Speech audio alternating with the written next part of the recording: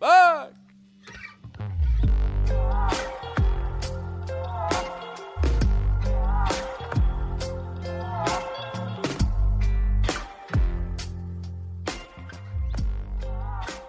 My name is Josh Miller.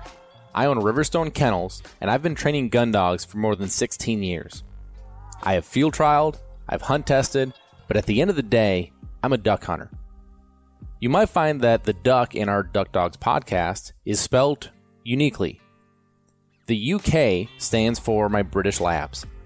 I love my British Labs. I love what they offer me, both as a part of my family and the high motor in the field. As you're going to find, I have some pretty special dogs.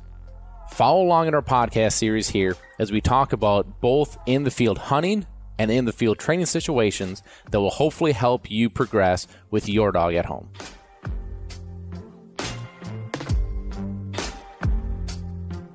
Welcome back to Duck Dogs, everybody. I'm your host, Josh Miller, and before we get going, let's be sure to thank all of our wonderful sponsors that make this show possible. So thank you to Eukanuba. Eukanuba is our presenting and our main sponsor here of the show that makes this whole thing go around. Eukanuba Premium Performance Sport 3020 is the blend of food that we have our dogs on here at the kennel. And our dogs are on that all year round as we travel and kind of grind through the hunting season. If you're looking for premium food to put your four-legged hunting partner on, I would highly recommend you checking out Eukanuba Premium Performance Sport 3020. Also, thank you to Gun Dog Supply. Gun Dog Supply is your one-stop shop for all of your hunting and training needs as it pertains to your four-legged hunting partner. They are great people, great customer service, great selection of products. I really just can't say enough good things about the people over there, too. It's www.gundogsupply.com. Also, thank you to Kent Cartridge. Kent is our shotgun shell of choice. We shot the Kent Bismuth all waterfowl season, and now we have switched to the upland loads as we are down at the Pheasant Ranch in Missouri. And they've just been a great shell for us to use. So www.kentcartridge.com. Thank you to Sitka Gear. Sitka Gear is your premium option for outdoor clothing as you head into the field. It will keep you in the field and more comfortable for longer. www.sitkagear.com. Thank you to Lucky Duck. Lucky Duck is your 5-star crash test rated kennel, both in the intermediate and in the large size. So no matter how big or small your hunting partner is, you can be sure that you're traveling as safe as you possibly can. www.luckyduck.com. Last but not least, thank you to Retriever Roadmap. Retriever Roadmap is your premium option for online training. If you are looking to train your own dog at home with the guidance of a video library, with a great community, with training teams and groups, training days, so many great things. www.retrieverroadmap.com will give you everything you need to be successful with your dog. And for being a Duck Dogs listener, if you use the code DD100 at checkout, that will take $100 off your membership to get into Retriever Roadmap. So go check that out. All right, here we are again in the new podcast studio, and this is going to be the first time that we are going to have guests in the studio with us. So this will be pretty fun. So we have my beautiful bride, Whitney. Hello, thanks for having me. And then we have our good friend, Kristen Willett, with us. Hello, I'm so excited to be here. Well, we're excited to have you. So Kristen has actually been up here. What's the best way to put it? Apprenticing, mentoring? I'm not mentoring. Whitney's been mentoring. So mentoring under Whitney is what I should say, right? Kristen is basically going through, to me, I would call this a hell week of puppies. Oh, I wouldn't call it that. Well, yeah, because you guys... It's been fun. I mean, it's been emotionally, kind of stressful of worrying about puppies, but, I've had a blast. Yeah. So, yeah, okay, you guys are enjoying it, but from a standpoint of, you've had 3 litters in 6 days. Yeah. So as far as a grind goes, it's been a grind, right? Oh, my gosh. So you guys have been going through a lot of that, and so Kristen is kind of going through and basically learning how to be what Whitney does. Yeah. It's been so fun to have a shadow, honestly. It's been great. She's been a major help. That's great. So So what's neat about this, so I'll give a little bit of background. Kristen and her husband Pete, we actually met. Kristen, is it fair to say that we met through Retriever Roadmap? Absolutely, 100%. Okay, so Retriever Roadmap members that we met, and really, although we feel like, or I feel like we've been friends forever, it has only been, what, a year? Yeah, like a year. I think Pete maybe reached out to you once we became, actually prior to you launching Retriever Roadmap, because we had a couple dogs that were fixing to go through essentially train to retrieve, and one of the owners was afraid of the traditional way. And through listening to DUK Dogs, you alluded to a better way to train the fetch command. And so we actually opted to wait on those dogs training, because I think Pete reached out to you and was asking, like, I need to know what you're talking about with your force fetch program. And you had alluded to some type of training launch, and so we did actually prolong those dogs trainings for the sake of that. And I'm so happy we did, because the Retriever Roadmap community is by far the best dog community we've been a part of, especially with Pete coming from the retriever world, with both of his parents being professional trainers. Yeah, and so at some point we'll have to get Pete on here too, because I think it's fascinating, his background too, with his parents being pros. And what I think is so neat about that, one thing I really respect about Pete with that, and I'd love to dig like a hair deeper on the train retrieve side of it in a second, but it is I think one of the things that holds trainers back today is not understanding there's more out there than maybe the method that you saw when you grew up. Okay, so for example, when I was mentoring and training under guys, really all of them are using very old school style approaches. And I like asking questions. And so when I'd ask certain questions, force fetch was a big one, part of that, which is, why are we doing, this like that? And I hate the answer, because that's the way you do it. Right. Right? Like, there's got to be different ways. There's got to be. And I truly believe the dog of today is different than the dog of 20, 30 years ago. Like, I grew up, I remember our first two dogs that I remember, one's name was Bo and one was Lucky. They had an outdoor kennel area, right? And they lived outside. And Whitney knows my parents, obviously. I hope so. could you imagine my parents having an outside dog today? No, not at all. Right? My grandpa, his first dog that I remember him having was a big chocolate lab named Warden. And I vividly remember as a kid him telling me, don't play with Warden, he's a hunting dog. Like, you're going to screw him up, kind of thing. Yeah. And so that mentality has changed. So the ripple effect that we have in this, right? So if the way that the dog lives with us in our house has changed, naturally, breeders are going to have to breed it for a different dog, right? Because that dog that was an outside kennel dog, that dog has to have more of a tough as nails type of a mentality, probably a little push on you headbutt, right? And the dog that I'm literally looking at, one of our dogs laying on the floor right now, this dog, if you had that type of approach with her, right? I mean, she's very different than that. So now breeders are breeding for a different dog because of the role it has in the family, which means if trainers don't adapt, then you are not going to be able to communicate to the dog of today, right? So the whole, this is the way it's always been done thing, to me, it is such an invalid point, because the dog, this is the way you've always done it. This is not the dog that it's always been done on. And so, when I look at like us tweaking our approaches and changing our philosophies and how do we get the most out of these dogs, like, it's comical to me. And this is where, quite frankly, I've taken Facebook off my phone, because you get kind of caught into some of these, like, I don't ever partake in it, but you start reading through, and some of these people on some of these forums have these opinions, and they have no idea what they're talking about. They're so opinionated, and it has to be done this way, and there's no other way to do it. And I'm just like, in my head, I'm like, okay, you've done this with, like, a dog? Like, do it with 100 and then come back and have an opinion. Or if you're, say, a pro and you're so adamantly opinionated on this, I'm going to guess that you are either burning up or turning away a lot of dogs that, quote unquote, don't make it. And it just simply, to me, is a fact of you are not being creative enough to understand how to get the most out of this dog versus that dog versus the other dog, right? So, anyways, not to get kind of caught down a rabbit hole, but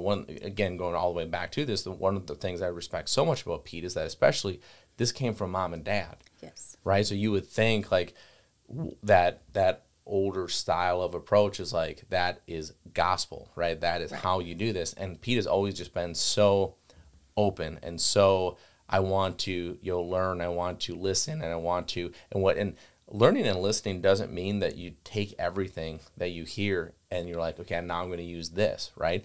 For me, like when I learn from, all those different, trainers, I don't use everything from any one, right? I took the little pieces of nuggets that I liked from everybody and I kind of compounded like, this is my favorite way. And sometimes it was, learning what not to do versus what to do, right? Or what I didn't like versus what I liked. And so when you kind of mold who you are and you kind of find your way through that, to me, that's one layer of value. But then the next layer comes when, for someone like myself, and I get hung up with a dog, as you're going to, you're never going to have a dog that goes through this perfectly, and you're never going to have a dog that goes through this, 1, 2, 3, ABC, day 1, day 2, day 3, you're never going to have that. So you get hung up.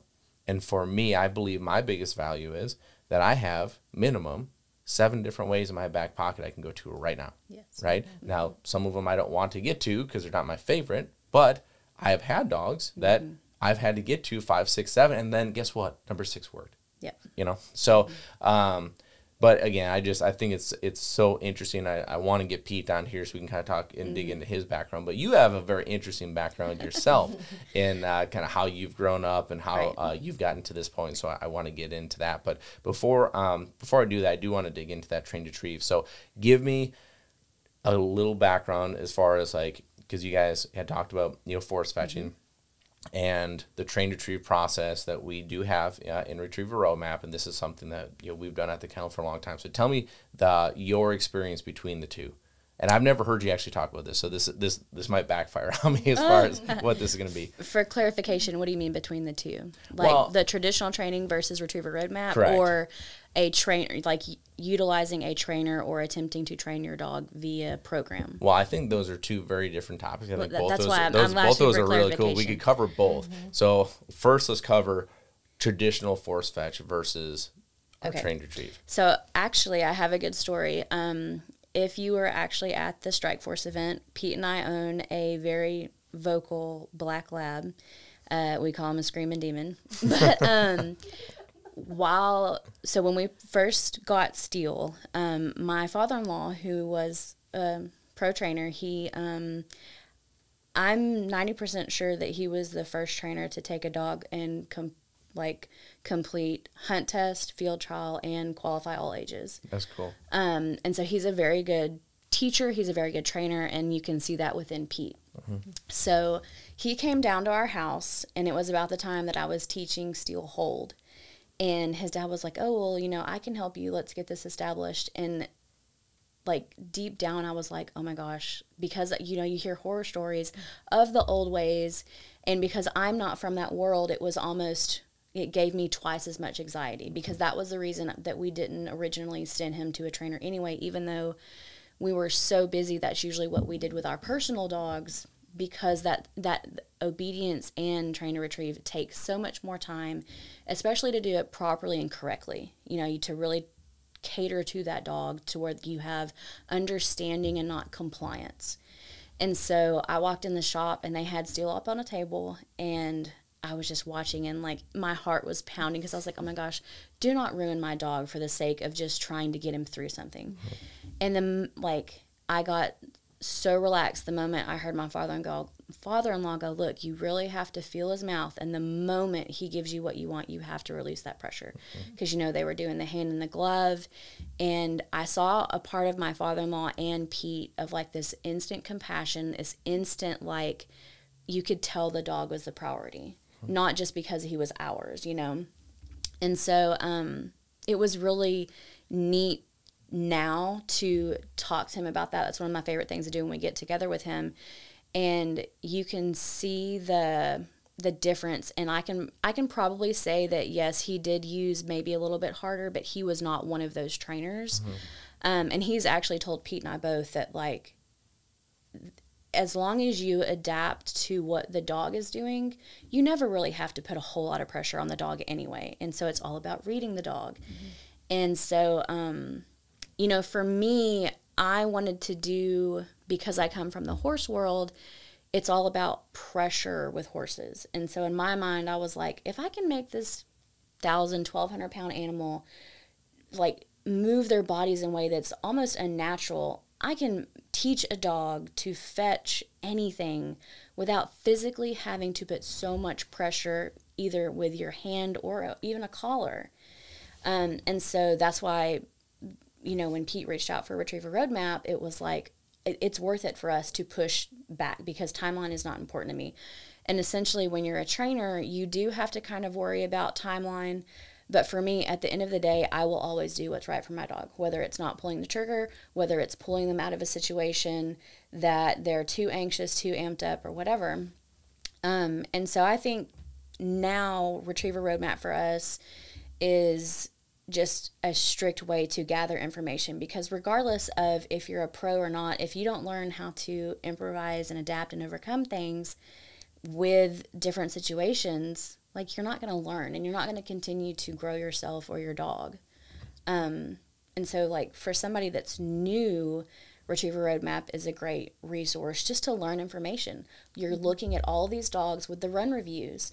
So you get, even though your dog may not be doing something right now, you're seeing somebody else's dog. You're getting Josh's opinion or coaching on this situation, and it's a complete resource that's there in time. Like, you don't have to save that video. You don't have to try to remember. Just go back to the Facebook page and type in some keywords, and you'll have that situation ready and available. And so you're not just getting the program, you know, you're not just paying for the program. You're getting all these other people's experience that you may or may not have to deal with. But if you do, that's that much more. So I'll tell you what I love about that story is I love there are so many great dog trainers out there. There really are. And we live in this world today where I personally believe that social media has been the worst thing to happen to dog training. And 100%. Also the best thing to happen, right? The best thing because a lot of people that are searching and really thirsty for knowledge, there's a lot out there. But I also believe that there's a lot of misconception out there of people see photos, they see some videos, they think, oh, like that'd be such a cool job. Maybe you read a book or watch some videos, and all of a sudden overnight they're a quote unquote professional, right? And that has been very frustrating. You know, we kind of like a circle of pros that, you know, I communicate with on a regular basis, and it's fun because we all bounce stuff off each other. Like there's never not a time where one of us doesn't reach out and be like, hey, I'm struggling with this dog. You know, anybody else ever run into this or any ideas? Like, it's a great network for us to be around, just great people, and we love kind of bouncing ideas off each other. But I can say, like, all of those individuals I'm talking about, they are all very much a lot of background, a lot of experience, and very low pressure. Like, I feel like the more physical you have to be with a dog, the less talented you are as a trainer, right? Now, there's certainly times you have to be, you know, physical in certain situations or another, but there's a line, right? And like, we all know where that line is, and you don't cross that line. And if you're having to get close to that line too often, you know, to me, you are not doing something right, you know, with this dog. And so what I love about that story is, like, there is more of kind of the old school approach that we hear so many horror stories around, but done in more of a proper way. Right. And I think that's really valuable for people to hear and understand, because there are so many horror stories, yes, you know, about it out there. And I mean, I remember I won't use a name, but one of the guys that I trained under, I mean, if you were to have watched it, there's no way ever that you would ever left a dog in our care, because it looked horrifying. It was a ton of pressure. And I mean, I remember being told that the owners will never see this. right? And I think the verbiage was something like sometimes, owners, they don't want to see what has to be done. They just want to see the result. And I'm like, I was young and I was trying to learn, so I didn't understand it. Now I do. And now I don't agree with that, but I also believe we're, again, in a different day. And so, one of the guys that I learned from, he would always talk about the old Winchester e-collar, which was a 22 pistol with birdshot, and dog broke, and you shot him in the ass as they ran away. Oh my gosh. Yes, I've never heard of that. it was so, and then then kind of the next level of that story goes that this was I believe it was in the time that like X-rays, like OFAs, were starting to get big and really starting to try to be healthy around the dogs. And I guess they could never even bring their dogs in to get OFAs done because they'd take an X-ray and it'd be birdshot all over the place. So now, horror story, right? But that's what I mean of more of back then too. So if we had, and I would love to do this someday, I don't think he would ever actually sit down and have this conversation because of the perception of now versus then. But when you listen to him talk about he doesn't like it anymore either. At the time, that's just what everyone did. But one of the things I think is so interesting that he says is you got to remember we didn't have the tools that we have today. There wasn't an e-collar at that time, right? There wasn't wingers. There wasn't all this stuff, right? So we were trying to do what we felt was best in the moment. Now, of course, looking back, you can be very judgmental about something as extreme as that. But for them, it was a lot of feeling it out and trying to do what you could with what you had. So it's a very interesting where we once were many years ago to where we are today. And I truly believe that if you were to take those trainers of back then, which a lot of them aren't even alive anymore, and then bring them today, I think, this is my gut, but I'd be willing to bet that they'd say the dogs of today are better.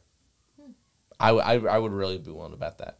Yeah, and I think a lot of it is because there's going to be a team player aspect of I know that's a big thing that we breed for at Riverstone is I want a dog that's a team player. I want you to do this with me, not because you want to go do it. Where I feel like a lot of the old school dogs, they're more renegades, right? They want to do it for them, and then you get the reins on them enough that you can steer them, right? And so again, just very different, but I love that that kind of background in that. So tell me a little bit, because I'm fascinated with your background. I know you laugh about this, but I think it's wild.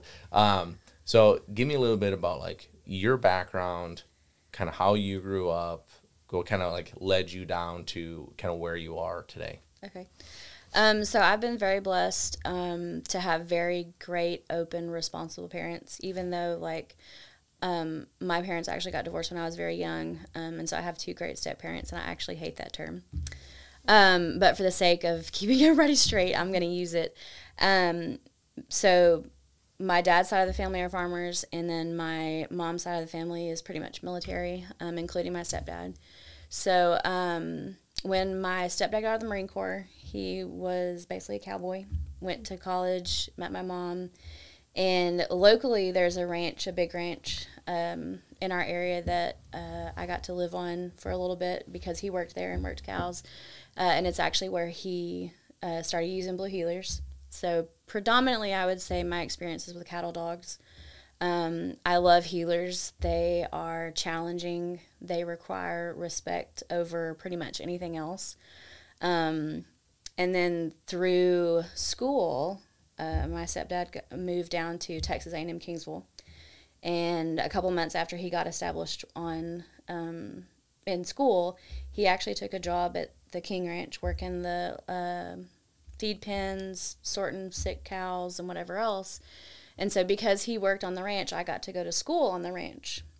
And for those who don't know, that's kind of a big deal. That ranch is King Ranch is in massive. Ford. Which I mean, if you watch one of their trucks after it. If you watch Yellowstone, they make little name drops or whatever. But so I got to go to school on the ranch for a couple years. He went from working pens to What was that actually like? shoeing. What was school on the ranch like? It was pretty much a private school. The first and second grade classes actually got put together because they were so small. I mean, because you think about it, like the requirement that I know of, I don't know all of them. I don't know if like literally every employee could put their kids into the school, but you know, like they went, I think, through 8th grade, and then you went to actual high school. But it was basically like a private school. First and second grade, I remember spelling words like veterinarian. In first and In second first grade? and second grade, I remember like them elevating reading and all these things. But I also remember just sitting at the kitchen table at like midnight crying because my mom was making me read this book. And so it was just, you know, I think back and I was like, I really didn't like that school, but it was more just because, you know, you have that child mindset, and it was hard, and you don't have that resilience of an adult to push through that mentality, you know? How many kids were we talking about in that school? Right. I would say like thinking back of a memory I have, I would say maybe 8 to 10 per grade. So a significant amount. Yeah. Like I'm thinking like 8 kids total. Oh, no. No. I mean, it's very much, I would say maybe like Ava's school. Okay. Yeah? And so I think like because I only went through first, second, and part of third, I think. As the age goes up, I think it gets smaller because, you know, families move, or, you know, they know they're fixing to go into high school, so they probably put them into a public school. I do remember a lot of the upper grades being significantly smaller. But, you know, the culture of the ranch was awesome. They would do, like, family rodeos, and, like, I remember one of the rodeos, it was essentially, like, for all the hands to just have fun but still work, you know? And so, like, I remember my stepdad actually getting, because they were team roping at the time, and he was getting on this big gray horse, and the saddle was too big. And so when he got his cow and the horse stopped, he stopped so hard. I don't remember if he fell forwards or backwards, but it, like, slung him off because he was just, he didn't want to change saddle. But, and the thing that I really like about, you know, if you then, and so you're talking 20 years ago, but, you know, King Ranch horses tend to be they're very much like, I guess, probably what people would call an American lab. They're athletes, and they're bred to work. It's not a quarter horse that you want to, like, buy your 5-year-old to poke around on, you know? But I love the breed. The King Ranch did a very good job of developing their own breed, developing their own cattle. So it's really cool. It's interesting. I don't really share that part because everyone's like, oh my gosh, you did that, and it's just like, I mean, it's ranch life. Like, a lot of people romanticize it, and it's work, you know. And but I'm looking at it right now. It's 825,000 acres. yeah. Wow. Like, I don't know if you can, like, fathom how big that is. So No, it says I right mean, here, it is an area larger than the state of Rhode Island. Yeah. The ranch is larger than the Literally. United States state. That's mind-boggling. Amazing. I mean, depending on how you come into Kingsville, you hit the ranch before you hit town. Really? Okay, so I have a question. So, like, do people live on the ranch? Like, do you all live on the ranch together? We did not live on the ranch. We lived in town. Okay. But I mean, like, I'm sure there are several people, and I don't know now, especially. I know the main families probably did, and like your upper ranch hands maybe. But yeah, it's crazy. That's amazing. How many employees? Can you look up how many employees there are? Well, I'm looking Like, up. to have, like, I just cannot fathom, like, like, to have their own educational system there. Well, so I mean, it's just like a Incredible. private. I mean, it's a private Yeah. school, so I mean, would it be King Elementary? Is that what it'd be I have called? no idea. Okay. I'm just trying to find it. It says King Elementary has 307 students. So I don't know if that sounds right or not. But number of employees. Let me see if I can find this. I have to like look this up. I It's love- fascinating. 776 employees. Wow. yeah. And they do a really good job if anybody's actually interested. Their Instagram page is very active. They do, like, when they are foaling out, weaning, when they're doing cells. So it's really cool. Like, I do try to stay updated, especially on the horse side. But yeah. Do you still have any relationship, with anyone back there yet, or is that kind of like in the past? No, it's really in the past. I did, like, when Facebook kind of kicked off, I did try to find a couple of friends that I had. Because actually there was a girl and a little boy that I would ride horses with. But yeah, I couldn't. There's so many people now, and it's like, I don't know, like, what you look like as an adult now. Right. But anyways, it was great, a great experience. But yeah, so okay, so your stepdad then shoed horses? Yes, was that kind of his thing? he shod. He went from working pens to shoeing, and then when he graduated from A&M, we all moved back, and he continued to shoe, and that's a hard life in general. Like, that's hard on your body. And so then when we moved back, I don't know what the time frame was, but he ended up taking another job that was easier on his body. I think to this day he would probably go back to it if his back would allow it. But we maintained having healers throughout all of that. And I remember the first one, I don't remember the first one as much, because she got killed by a cow doing her job. And then we got the second, which was a female. And I don't know how much he really used her, as far as, I know he used her when he worked at Pinehurst, which was the first ranch we lived on. I don't remember if he took her to work on the King Ranch. And then we got our male, who was mine. And he was probably one of the best dogs I've ever had. How old were you at this time? I was probably 4th grade, so like 12. I don't really know where that lands. But it was so great because we had our female and we had our male. And at the time when we moved back, eventually when they bought another house and we were going back, or we had a little bit of property, we had a steer that my parents were feeding out, and it was my responsibility to go feed him. And I hated him because he was kind of pushy. And it's crazy to see instincts kick in. And he had actually, like, cornered me up. I wasn't paying attention, so it was 100% my fault. I wasn't paying attention, and he cornered me up. And, both those dogs immediately went into work mode. And they were moving him around, and, like, 30 seconds is all I needed, and that's what they gave me, and I climbed out. But, like, he had his head down, and he was doing aggressive behavior, and, like, in my mind I was like, oh my gosh, like, what am I gonna do? And I swear that they read, like, my heartbeat or something, because they immediately just went shh, and one was kind of shoulder and one was at the front. And it's ironic because they're called healers, but a lot of times they will, like, catch a nose or an ear.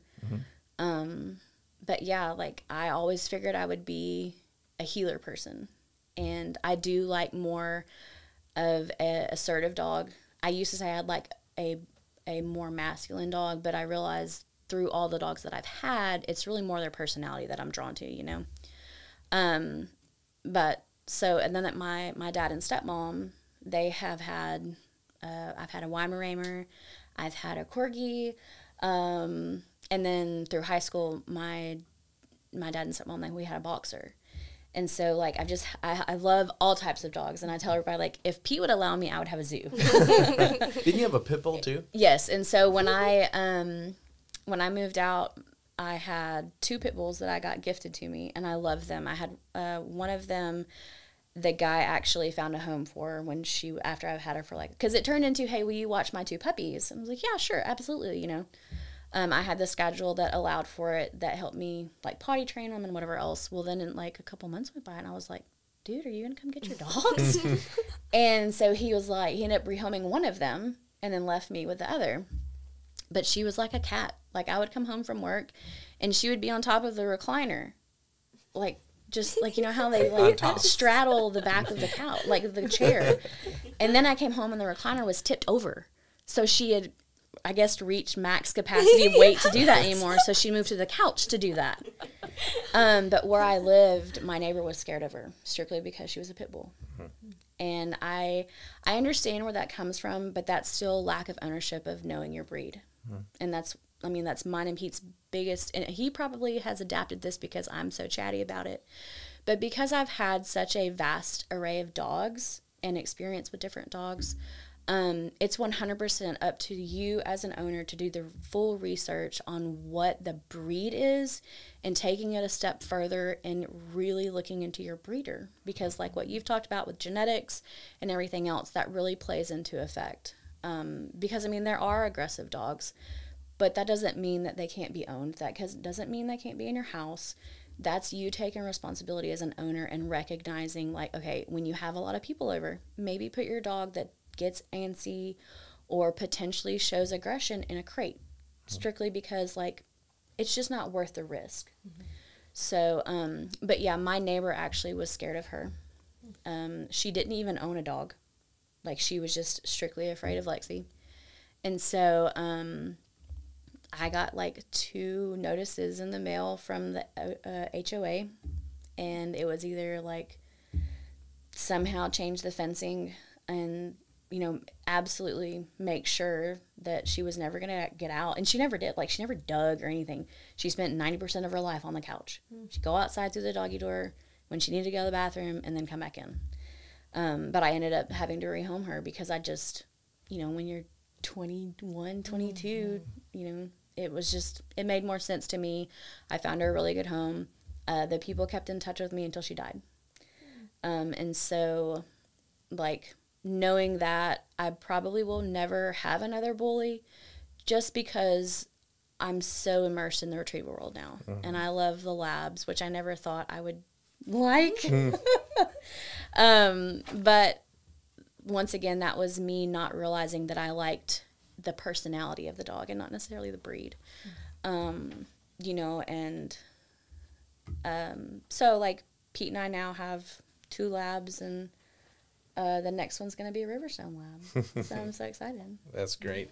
I think your background of all these different breeds has set you up so well to be as successful as you guys have been now with the retrievers. And for me, I talk a lot about, like, every dog is different, and you know, you have a different approach with every dog, right? And read the dog, right? But you, I feel like, truly understand what is meant by those words, because you've seen so many different personalities, so many, you know, different approaches, different styles, different, you know, like you use the word assertive, right? Or like, you know, submissive, or like, you've seen that array. And, you know, even in that's not even always the case, right? Because take one of your healers that may not be necessarily dominant, but that energy and intensity is, you know, so there's a super spectrum. And you know, sometimes I feel like that's what catches, you know, people up, right? If not, like you said, not truly understanding, you know, their breed.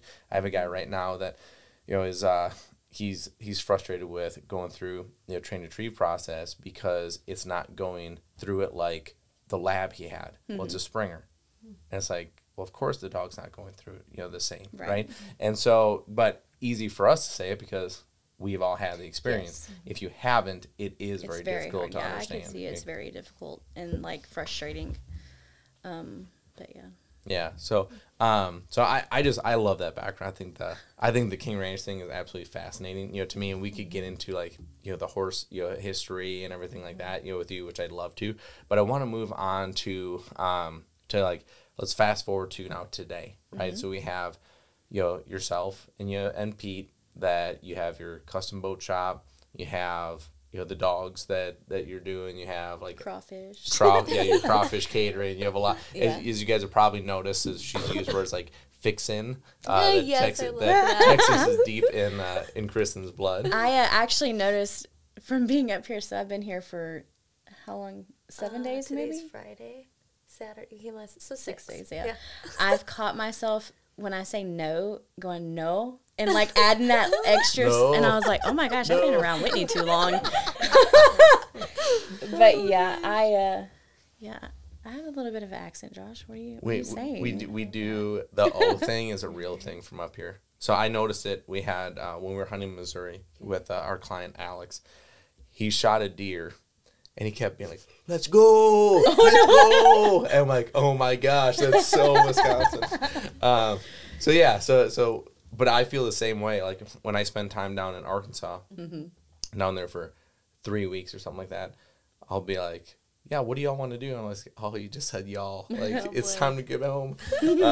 Reset. Yes. So today, the puppy thing is something that you have a passion for. Right. That you, I think, are certainly taking, the right approach to be very successful with that. And that's something that I've talked about a lot here. Just like I talked about how, these kind of like, call it overnight trainers or overnight, breeders kind of pop up. It seems like, it doesn't surprise me that you have the work ethic, to do this, especially with just kind of your background growing up. But it seems like nobody wants to take the time to truly learn anymore, right? Like, it was very time consuming for me to train under all those guys and understand, the why behind it, understand, and have the relationship to where, hey, I need to make this valuable enough for you to allow me to be here, right? Like, I mean, people reach out to us. I bet you, not weekly, every few weeks we get somebody that reaches out, and I kind of go through like, well, for me it would be a summer long commitment, and they're like, oh, like I'm talking like I just want to come for like a week. It's like, no, like that doesn't happen. And so, I think the way that you're handling this is great. Like, you're spending all this time, with Whitney, going through, the ups and the downs, that this roller coaster of whelping puppies naturally is. And I think that's really important to see the lows, maybe even more importantly than the highs. Absolutely. But one thing I kind of want to talk about, like, what has your experience been like with Whitney through this thing, as far as like when you've kind of navigated, like, I don't know what you expected when you first got here day one versus where you are now, but kind of walk me through that a little bit. Well, first, giving where credit's due, Pete's done a very good job of like helping me elevate myself mentally and my own capacity, and so through our businesses. And so, like, over the years, I've just really tried to elevate myself and hold myself accountable and be more disciplined, because if left to my own devices, I'm very much a organized chaos type person, but professionally, I really think like a lot of that is credited to Pete, just because he allowed me to come into his world and he's a very good teacher.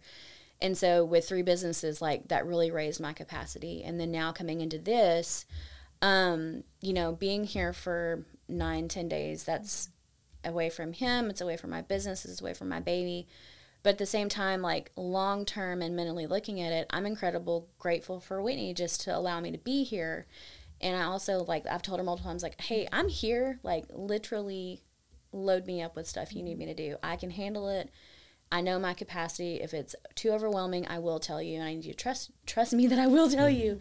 But it's been, like, just so awesome to see the care and literally every attention to detail she's taken, and it's so nice to have and know the quality that's being put into a puppy, because we don't own a Riverstone dog, and like, our relationship with you guys is only a year old, but I think that expedites everything when you have the caliber of people and the caliber of business that you guys have. See, I didn't say y'all. That you guys have developed. And so I'm just so grateful that Whitney's allowed me to shadow her and to ask her all types of questions, from good to bad, ugly. And she's been so open, and she's a very good teacher. And she, like, was very good at coaching when we were whelping puppies and allowing me to do that and to walk me through certain things. And just really, I mean, like, I never got the sense that it was like, because I mean, I'm a control freak to a point, and it would be really hard for me to be like, no, just let me do it, And she's never did that. I've never been uncomfortable. She does that to me when I try to help with the puppies. Well, I mean, because you should know, though, as long as you've been in this process, you should know. Yeah. But yeah, I mean, like, she's just great, and I don't know. I've had a great time. I've learned so much, and every night I've had to take notes, because it's like, I'm gonna lose all this if I don't write it down. And I have some recordings on my phone, and so it's just been a phenomenal experience. Yeah, I think when you go through the process and you see, I've always been in awe with the attention to detail, that Whitney has, the professionalism that she kind of goes through it. I mean, my family had a litter of puppies when I was little.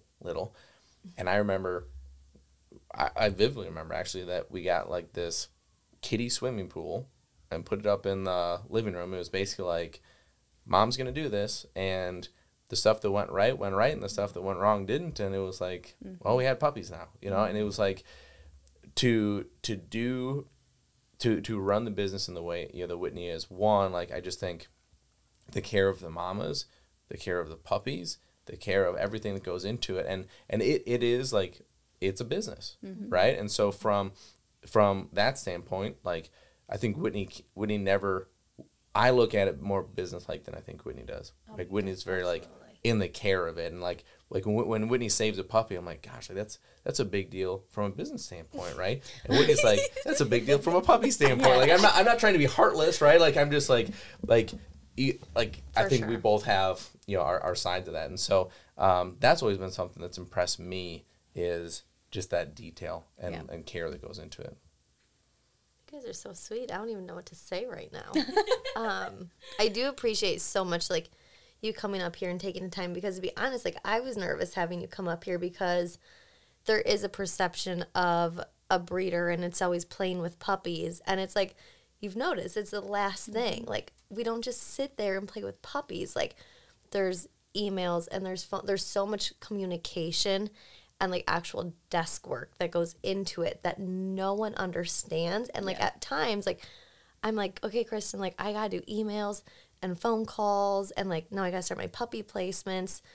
And I've been nervous that you've been, like, getting bored. Like, you know, like, I mean, there's just, like, but it's part of it, and you have to see that to, like, you have to be here to completely understand what actually goes into it. It's not just, oh, I'm going to take my mamas for an hour-long walk, and then I'm going to, like, kiss every puppy, you know, and there's just so much more. And so having you come up here, and for the, like, 10 days that you're here, you have a huge span and overview now of what it's like to, like, whelp out the litters. And that's just one part of it. Yes. You know, like, now we have to have you come back up for, like, what's the weaning part of it, and like, how do you send the puppies home and place the puppies? So there's just these different stages, but you have to start with this stage because it is the most intense stage. It can be the most boring stage, and you get all the emotions wrapped into one, like you saw yesterday. You know, we had a puppy that was really sick and didn't make it, and you just see that the heartbreak, but all the determination to go into it, to know that we did literally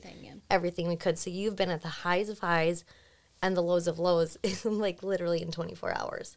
So, and I appreciate you just wanting to learn and taking it all in, because it shows that you are dedicated and you're really, really invested in making sure you're doing all of this properly. Yeah.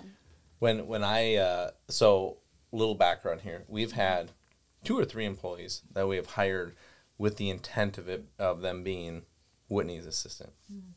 Because as you've seen, she could use an assistant as far as, like, 100%. The entire time I've been here, I've been like, you just need somebody to follow you around. Right. Because that's all I've done. Like, every time she's doing something, I've got my spiral and just kind of jotting stuff down. Yeah. Because, like, she was worried about me being bored. And I think the first day I was like, wow, I should have brought my computer.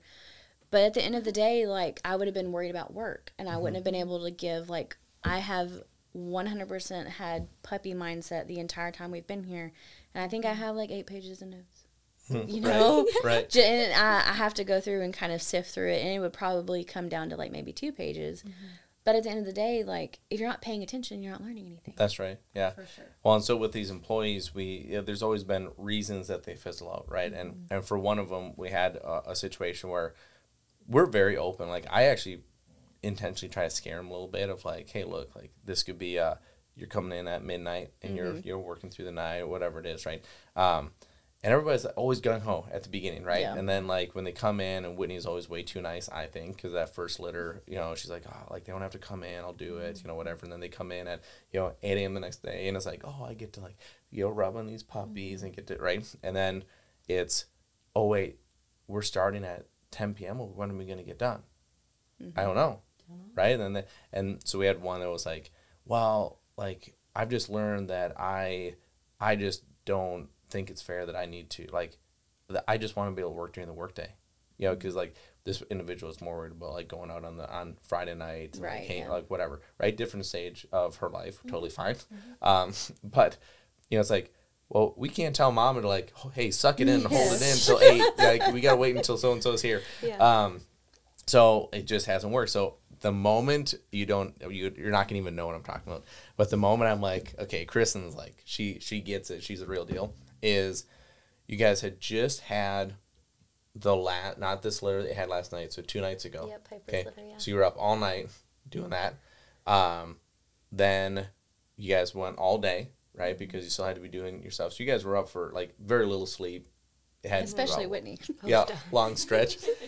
So it was that night. Everyone's finally kind of like, I think I was sitting down watching the rodeo, and you guys like everybody kind of like had a little drink, and it was like I think everyone was like, okay, we're just finally gonna sit down. And I was sitting watching the rodeo, and you guys kind of like came towards the couch, and Kristen for sure 100% thought like, oh, we finally get to like sit down, and her butt just barely hit the couch, and she saw like you were going to the puppy, and she popped right back up, and she went right to the puppy, and back to work you guys went. And I was like, Kristen's a good one. She gets it. Like she's not gonna sit here and be like, oh, okay, Whitney can handle that. Like she's in it. Kristen also has FOMO really bad. So I was not about to miss anything. So yeah.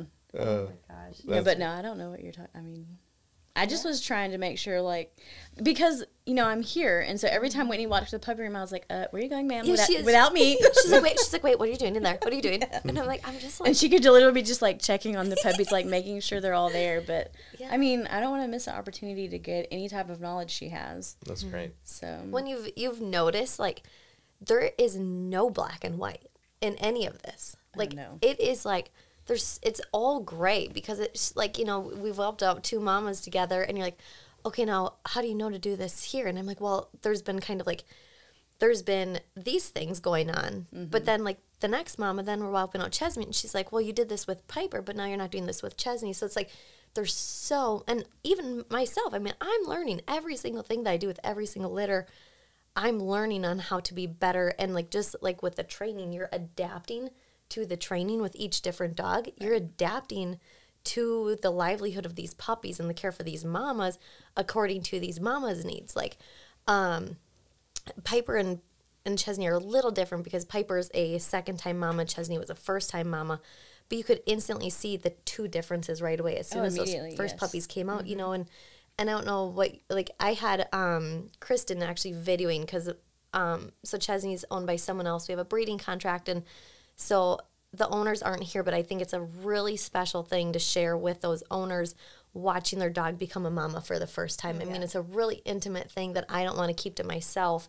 I want to share it's an experience for these owners. And so I want to make sure that I give them that experience that I think that they deserve. And, you know, seeing their dog become a mama for the first time is truly incredible, watching those natural instincts, but it can take a little bit for those natural instincts to come out. And so, I mean, she took a good like 6 minutes kind of to be like, I'm a mom. Yeah, like, I'm a mom. What is this thing in my wellbeing box? Like, I kind of want to lick it, but I also am like, what in the world just happened to me? So just having you there to experience all of this, not just one day of this, not just one whelping, and to even just see the fluctuations in the weights. You know, like Piper had massive puppies. Her puppies, when they were born, weighed more than Molly's puppies when they were 5 days old. I mean, 3 days. Yeah, right? Somewhere in there. Yeah. I don't know, what day of the week is it? But just, you have to go through this so many times to even start to get somewhat of a grasp on what you're doing. And I appreciate it so much that you've allowed me to just kind of like go throughout my day and just observe what I'm doing, because sometimes it can be really hard in the moment for me to be like, okay, this is what I'm doing, because honestly, like, sometimes it's just confusing to me what I'm doing, you know, like, you just got to work through it, and you can't really piece it all together until you're starting to get a grasp on what you're actually doing. Yes. So I appreciate you just allowing me to kind of go throughout my day, but you're still there mentally taking notes, and you have been amazing, because so Kristen came in, I picked her up at the airport last Saturday at 3 p.m. I had Molly's litter the night before. I'd gotten 3 hours of sleep, and I was like, okay, Kristen, like, we're going to jump right in, and we're setting our alarms for every 2 hours, like, throughout the night. And she was amazing. She's like, okay, so what times do you want me to get up? When are you going to get up? Like, when are we going to start our day? What are we going to do? Like, she literally, like, jumped in. She wasn't like, oh, I'm tired from traveling. She was like, hit the ground running. And I appreciated it so much. And it, like, relieved me instantly so much. I'm like, okay, you are here, and, like, you are here to help and to learn. And, like, then I was like, okay, this is a really good thing we've got going. Yeah. I mean, You can't teach work ethic. You cannot. Either, No. you Yeah, don't. you I believe cannot. that. Yeah, Yep. 100%. and I do have to credit that to my parents. Like, they all four have great work ethics. And then that just foundationed me for Pete, because, like, he brought me into his business. And so that was, like, when we started dating and got married, I was like, oh, I'm going to be a business owner. I can ride my horses whenever I want and do all these things. And he was like, no, we have to work. If we don't work, we don't make money, you know? But those are things that people, you just don't know. Mm-hmm. And it's very similar to, like, you playing with puppies all day. Mm-hmm. Like, no, like, we've got to work. Mm-hmm. And I have yet to actually just, like, sit and cuddle a puppy, because there's so much. And I'm not saying that regretfully. It's just that that's most people's perception. Yeah. And there's so much more that goes into it to be the caliber of breeder and owner that you need to be. Mm-hmm. Yeah, there's no doubt. I can't remember, Aaron, I don't know if I said this on the podcast yesterday or if one of us were talking about it or not, but there was a business mentor of mine a long time ago, 15 years ago or so, that told me that, you know, being your own boss is great. Like, you can choose any 80 hours a week that you want to work. Yes, like, exactly. any you pick which 80. Yes. And I laugh about it now because I'm like, you know, I wouldn't trade it for anything. Mm-hmm. I love it. And I think maybe I talked about this yesterday too. Like, I really don't look at it like working for myself. Like, I look at it as like driving to build something and produce something special. And like, it's different, right? Yeah. And so that, like what you said right there, like, that's just what it takes, especially in this business. And this is why we see people, I believe, fizzle in and out of this so quickly, is because there's a perception of, I'm going to go cuddle puppies, you know, for 7 weeks until they go home. Not the case, right? Mm-hmm. Oh, I get to, you know, play with dogs all day, and you know, not the case training wise, right? Yeah. Like actually, the funny thing about and I think the breeding business is very similar to this, but the training business is that I believe that most businesses that fail in that space, it's because it was a hobby that was turned into a business, but it was run as a hobby. Yes. Not, you know, it has to be a business first if you want it to be a successful business. And quite frankly, your clients want it to be a business. Yes. They want you to understand the level of professionalism. They want you to understand the level of communication. They want you to understand the level of care. They want you to understand the level of responsibility. It's not, hey, I've got this extra dog that I'm going to throw in with my dogs while I train and then get paid for it, right? And so the business side, is so important, and that's one thing I think has been cool. Like, you guys have all been doing that part of it too. It hasn't just been the puppy side. Correct. You know, it's been the business side of it too. And that's actually one of the things that I really appreciate Whitney allowing me to be a part of. It's not like, oh, you can just have a little peek at this. Like, she's literally allowed me to be immersed in it. And I'm so grateful for that, because it gives the proper perspective from even owning one of your dogs, but also like rolling into the quality and productivity of the future. Mm-hmm. Yeah, for sure. So for sure, we could dig in so much more to this. I do have a conference call that starts at 3 minutes ago, but what we're gonna do is we gotta do Aaron's dog bowl.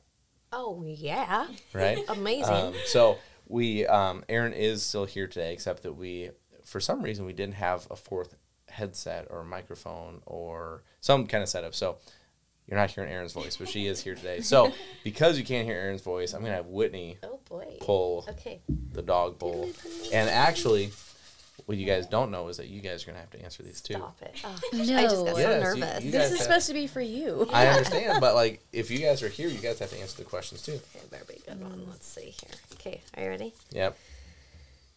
Oh, this one is strictly just for you, I think. Okay. Overseas, did you ever come across curly coat or flat coat retrievers?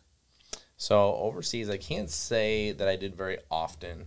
There was maybe one or two that I had ever seen at a trial, but I can't even say that. But, you know, and you got to remember, for me, most of my circle, almost all of my circle, it's all Labrador people.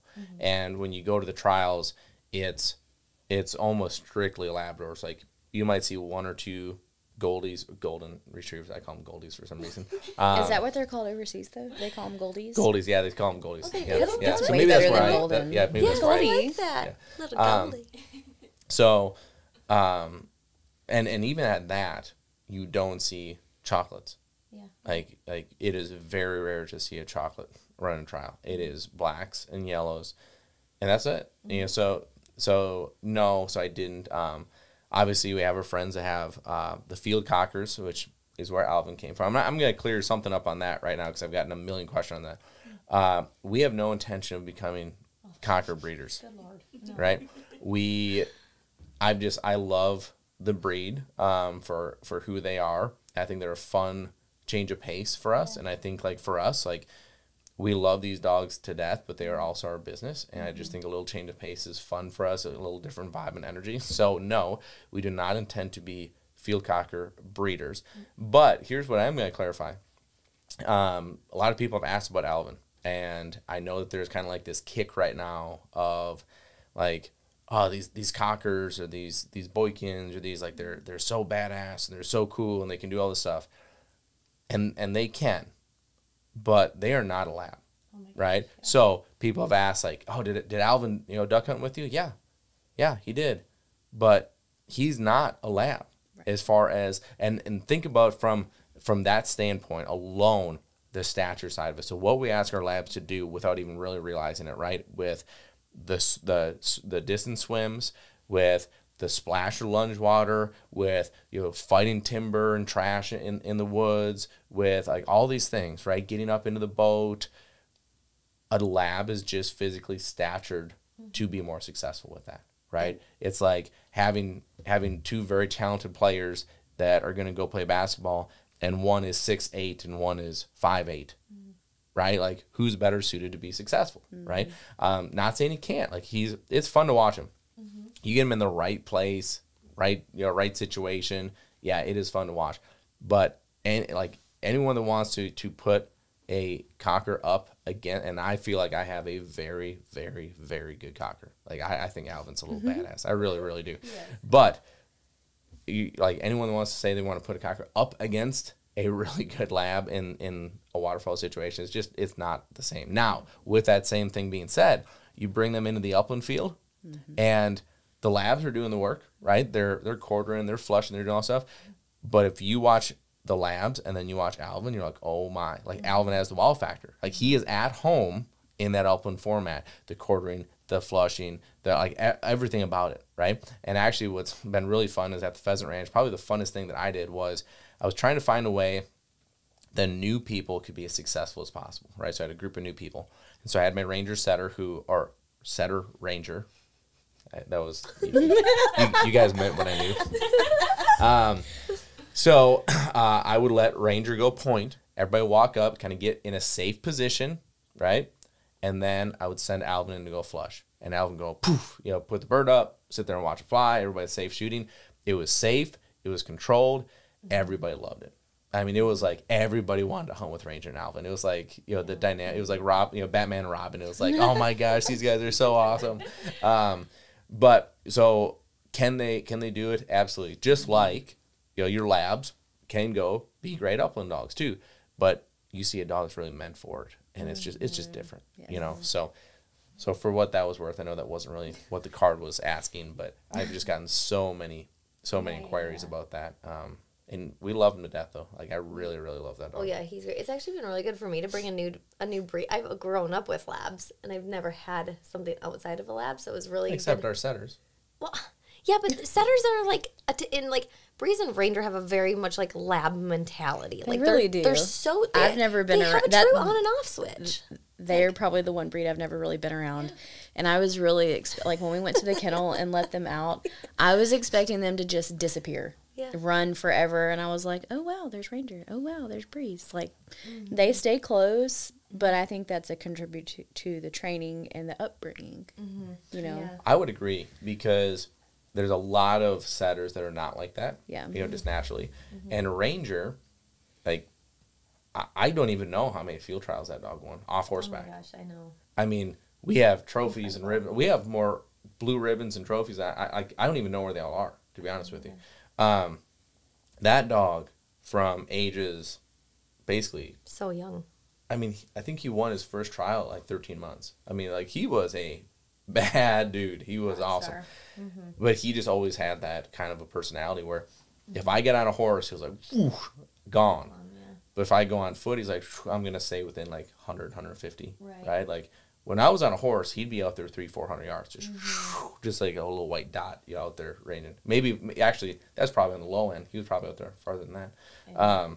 But yeah, I think the upbringing is a huge part of it. Yeah, that's a really good point. But, like, having Alvin come in, like, I totally had to adjust, like, my mindset around him because I was like, there were a couple times I'd look at him throughout the day, not even just, like, throughout the week. Throughout the day, I'd be like, dude, you need to chill the F out. Like, he's just like, I want to please you. Like, what are we going to do? I want to please you. His butt's always wiggling. Yes, and he just loves life. It's like, oh my gosh, I just love living. And you, like, look at him and you just, like, he steals your heart instantly. But it was so different for me. And, like, now, like, you think about when you're placing, like, these puppies or, like, people are looking at these different breeds. Well, what fits me? Like, oh, my gosh, you have to do your research. But we'll go into all of that another time. Yep. Are we going to do one more question? Okay, sounds great. I wish we had, like, music. Okay. What are your top 5 never do's for a dog? Example, never play tug, rewards without earning something. So what are your top 5 never do's for a dog? All right, I like this. So That is a good one. So I'll do one, and then you Okay. can do one, and then Kristen can do Okay, one. I was like, I don't Okay. even know if I can think of 5. Okay, I know, so right?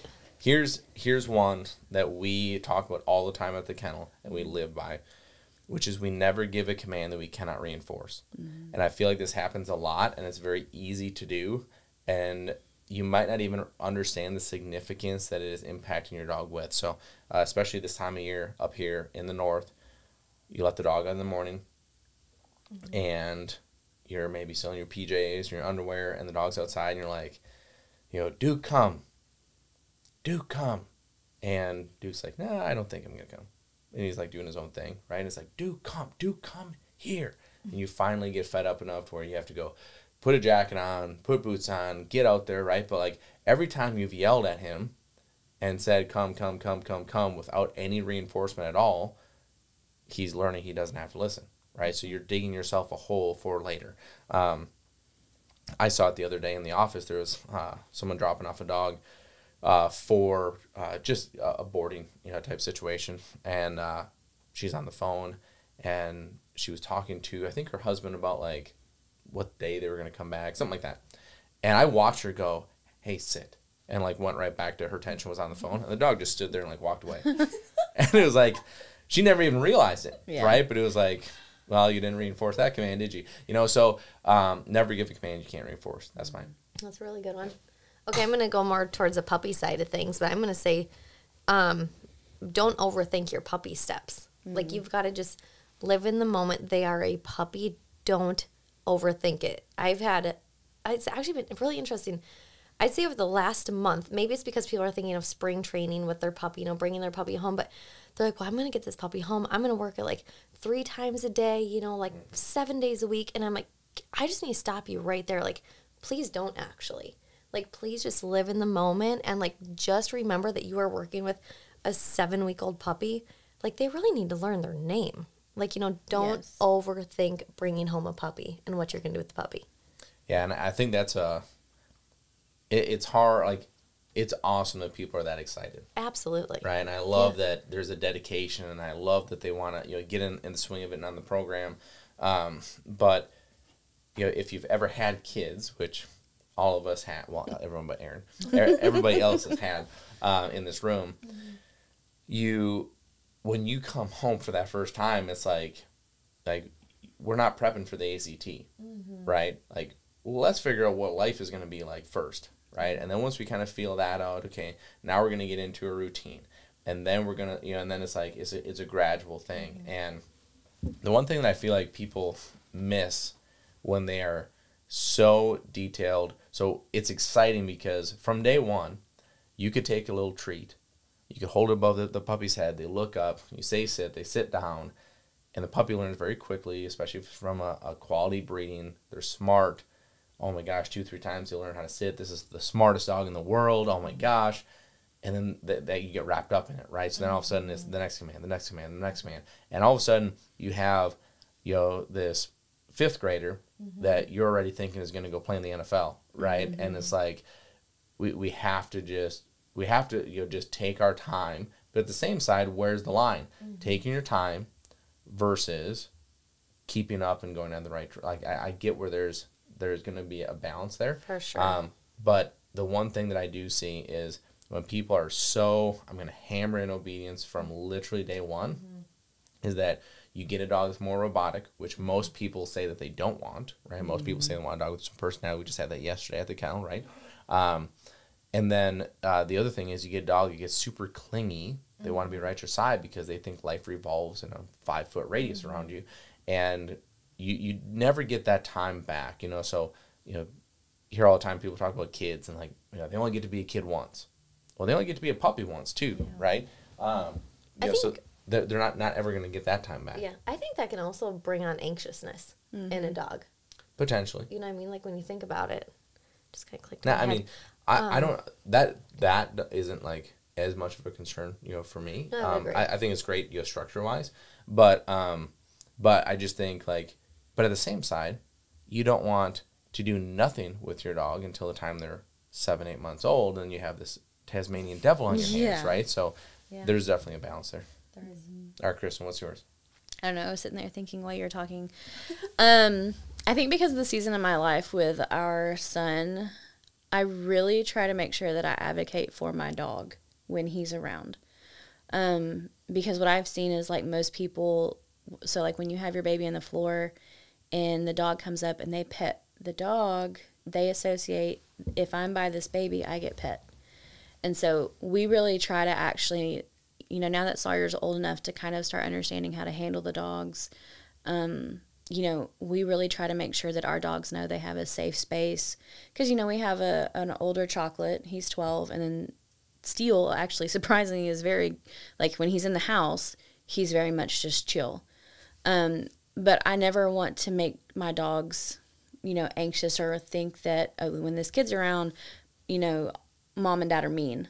Because it's always no, don't be by the baby or whatever. But it's really teaching your kids how to handle your dogs. Because that's something that is a pet peeve of mine, of people letting the babies pull the ears and the nose and being rough with them, even though it's not the baby's fault, but it's not your dog's fault either.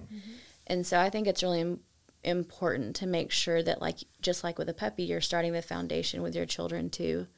I mean, I can't really think of anything, because we have such a lifestyle with the dogs that it's outside of what y'all have said, I agree with that. So I have a couple more. So one that I would do is never throw your dog in a situation to quote unquote see how they do. Oh, absolutely. Right. Yeah. So a live hunt is a perfect example of well, my buddies were going to go on this pheasant hunt and I just wanted to bring the pup to see how they would do. Well, how'd they do? Well, the first shots went off and ran back to the truck. That is not the dog's fault, right? No. That is you not being a proper handler. You not understanding, is the risk worth the potential reward? No. Yes. Right? Go do the work. Take the time. Give this season up, right? The life of this dog that, quite frankly, probably should have been a fantastic bird dog, and now you have a dog that for the next 14 years of their life is going to be scared of every noise around. That's on you, right? So the number of dogs that we have had come to the kennel to either get fixed or attempt to get fixed, that the reason that they're gun shy is, and this is no joke, the reason they're gun shy is because the owner shot a gun around them to see if they were gun shy. Yeah. Are you kidding me? Yeah. I mean, and so there's no dog ever on the face of the earth, period, that was born gun shy. Not born that way, right? That is a mishandle on an ownership part. So that's one for me is that. That's a really good one, because you brought that up. I was sitting here thinking what are things that I would just be a hard no with, but because we're so immersed in doing what's best for the dogs, I wouldn't even Yeah. Like, Right. think about that is something that we would not do. Yeah. Another one for me is I like to never look at them through rose-colored glasses. 100%. And that's easy to do, right? Because you love them. They're part of your family. I mean, the number of times that I have seen a dog scuffle, right? And both owners are upset at each other, right? Like, it's the other dog's fault, right? My dog would never do this. Well, first off, yes, your dog would, right? Reality. And two, it's none of the dog's fault. It's your guys' faults for not paying attention, and both of yours, right? From a handling standpoint, you should have seen that coming. You should have not let the dogs get nose to nose. You shouldn't, whatever it is, right? And there's, there's a number of stories that I have of, like, whether, these dogs get beat. Like, there's one that I just heard about of that there's a dog that is at the dog park that has gotten into like 4 or 5 scuffles and like seeks out other dogs to go try to start fights on, like, and the owner is completely like, it's not my dog's fault, right? And all of these dogs are going to have faults. Yes. They're just going to. It's we as people have faults. Every animal that's out there has faults. It is, what fault can you live with? Yeah. Right? And like for horses, right? Like as we look at our horses all have faults, but they're faults that we can live with. Like, what are faults that I can't live with? I can't live with if you want to get sassy and buck once in a while, because my kid is going to be on you at some point. Can't have that, right? I can't have a fault of you want to be, touchy and you want to, just kick if someone gets behind you. Like, can't have that because my kids are going to be behind you at some point, right? I can have, the fault of you being a little stinker of, like, not wanting to get caught in the big pasture for a couple of minutes. No, that's a no right? for me. Like, so I better be able to catch you, or I'm getting the four wheeler and you're getting in the trailer. So I totally agree. But where I'm going with that is, like, if it was between the two faults, right? Which of those faults am I personally willing to live with, right? The reason I use that one is because that's a major pet peeve of mine too. I can't stand that. If I have to chase you, I am so over it by the time I finally get you that I don't want to go do what we were going to do. Yeah. I actually thought of a good one to go off of all of that. So one of the things that Pete and I do not do is let our dogs just run around, whether we're not people that take our dogs places. Like, there's no reason for them to be there. There's too much unknowns. But, like, because, Pete guides in El Campo, we don't just let our dogs run around because they're a guide dog. There's too many vehicles. Like, people are there to enjoy their time. And there's nothing worse than sitting around talking to your buddies and having a random dog come up in your business. You don't know if they've got ducks out or whatever. And so, like, just because your dog, in the owner's opinion, is, under control and obedient, letting them run around amok is just, that is a big pet peeve of mine. Just because they can do it doesn't mean they should.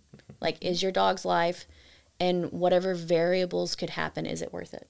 And to us, it's not. Like, even when I'm there and I take both of them to either go train or just to air them, they get on lead.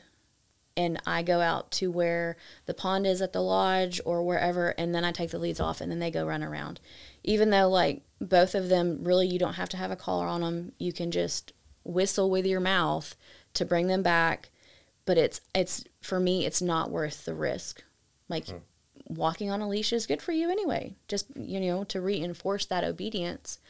But that is something that really bothers me, mainly because I've dealt with, either on horses or just walking both my dogs, an unleashed dog comes up and you have an owner that's running behind, like, oh, my dog's friendly. I don't care if your dog's friendly. That's right. Yeah. I don't know how you've handled your vaccines. I don't know how your dog actually handles true body behavior. If you think your dog is not aggressive, but my dog's telling me it is, like, we're about to have a problem, and I have 2 of them, and you don't even know how to control your own.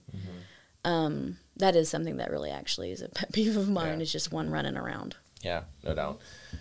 No doubt. Well, I think, first off, thank you, Kristen, for taking the time out of your time here. Thank you, Whitney, for taking I was saying, your you probably should thank Whitney. Well, I'm just a both. shadow, Yeah. I go where she goes. Thank you both for spending this time. I think this was great. And I think it's neat to kind of peek behind the curtain of, like, this is the part that very few people ever get to see, right? That day 0 to 1, right? Like, nobody really gets to see that part of it, and it's just kind of cool to see the background of it. So, so we're gonna wrap this thing up. So, because now I am 24 minutes late to my conference call.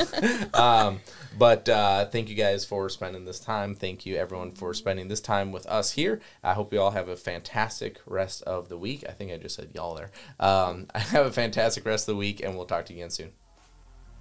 Thanks for listening. Be sure to follow us on Facebook and Instagram. Leave us a review on iTunes, and a special thank you to Eukanuba, because without them, we couldn't do what we do here, bringing this information to you.